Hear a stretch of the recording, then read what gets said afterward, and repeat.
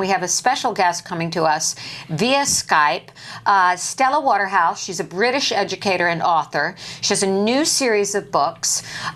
They're called the Autism Code. And Stella, thank you for joining us from England. And can you tell us what this series of books is about? My pleasure. I started off in the 90s writing a short book or a booklet on anxiety, which didn't receive much attention, but everybody I'd met with autism actually seemed very anxious. So I thought I'd put something together. Once I started researching it, it turned into something much bigger. I started looking at why people were so anxious, and that led me to the sensory problems and neurodevelopmental delay. And this book is really a progression from that, showing my search for answers and inviting readers to join me in that search. So it's a bit like a detective story, really. It really is, Stella. I have to say, I'm reading book one, and I'm finding it just fascinating reading, and I can't put it down. It does read like a mystery. So tell us about the book, starting with book one, The Cracks in the Code. It starts off by introducing people to autism. There are still a lot of people out there, even people who work with people with autism, who don't really understand the basics. So I'm trying to introduce it to them, and also introduce some new ideas to parents.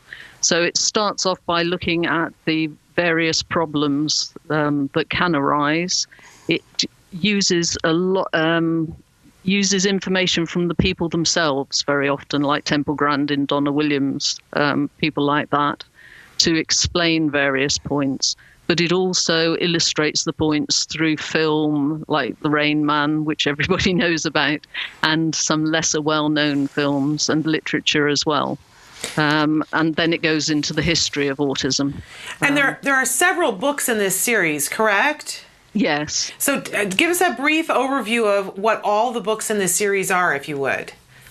Right. The first one takes you through the background, the history, and some of the theories and ideas that have been put forward over the years, the science.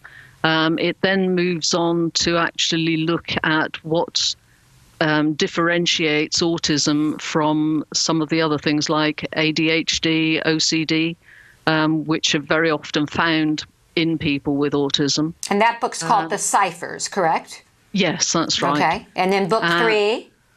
Book three goes on to look at the underlying problems.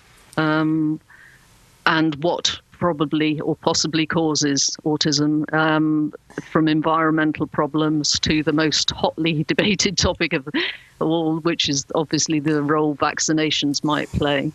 And then book four? Book four draws it all together and actually uses the information from the first three books to assess the various treatments and therapies that are around, and guide people towards the one which will best fit their child. And if people wanted to know more information about this series, Stella, where would they go to follow you and to follow this series? I do have a website which is called stellawaterhouse.com. I've also got ones more about the sensory problems which are found in other things like ADHD, and that is sensorydifferences.com. But I'm rather hoping people will join me as well on the Autism Tip Code, which is on Facebook, and actually swap ideas and useful hints and things.